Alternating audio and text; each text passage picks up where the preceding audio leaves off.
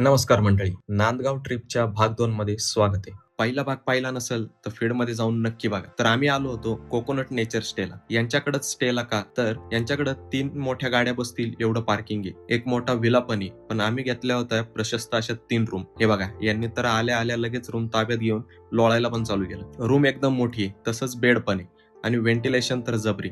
Attach bathroom, washroom पण आहे आणि समोरच बाल्कनी आणि बाल्कनीतून वाडीचा व्ह्यू दिसतो.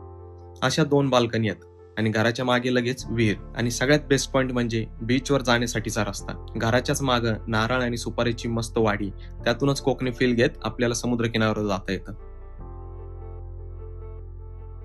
आता एवढाच स्वर्ग फील येतोय म्हणल्यावर आवरून लगेच सगळे बीचवर पळाले. एकदम क्राऊड फ्री, शांत आणि स्वच्छ असं बीच आहे आणि या सगळ्याचं कॉम्बिनेशन म्हणजे खरंच निसर्ग देवताचं दर्शन मानायला हरकत नाही. पोटातले कावळे वरडून वरडून मेले तेव्हा सगळे बीचवरून जेवायला आले. मस्त सुरमई, पापलेट, चिकन, कोळंबीवर ताव मारून सगळे रात्रीच्या बीचवरच्या सेलिब्रेशनच्या तयारीसाठी सज्ज झाले होते. पण उन्हासोबत पावसाने पण साथ दिली, त्यामुळे सेलिब्रेशनची पूर्ण वाट लागली. मग काय, रूम मधूनच कोकणातल्या पावसाचा फील घेत बसलो. रात्री परत मस्त चिकन, सुरमई, कोळंबीवर ताव. रात्री 12 नंतर पाऊस उघडल्यावर आम्ही सगळे परत निघालो बीचवर. बीचवर जायचं म्हणजे परत वाडीतूनच. इथं पण मोकार अंधार, इतका अंधार की 3-4 फुटावरचं पण काही कोणाला दिसत नव्हतं. आणि त्यात चालू झाले सगळ्यांचे कोकणातले किस्से. मग झाली ना सगळ्यांची एकदमच पांगून. बीचवर आलो तर वातावरण एकदम मस्त झालं होतं. त्यात सगळ्यांनी येऊ दिवाळीचे उरलेले कंदील उडवायची तयारी चालू केली. एक कंदील उडता उडत नव्हता, 2-3 झटके दिले तेव्हा कुठं तो गेला. वर जातानाचा तो व्ह्यू, 2 कंदील, चंद्र आणि चंद्राच्या उजेडात चमकणाऱ्या त्या लाटा आणि शांतता, म्हणजे शब्दात न मांडता येणारा हा पीस होता. आता उद्या तरी वरून देवाची कृपा व्हावी आणि बीचचा आनंद लुटता यावा या आशेने सगळे रूमवर निघाले.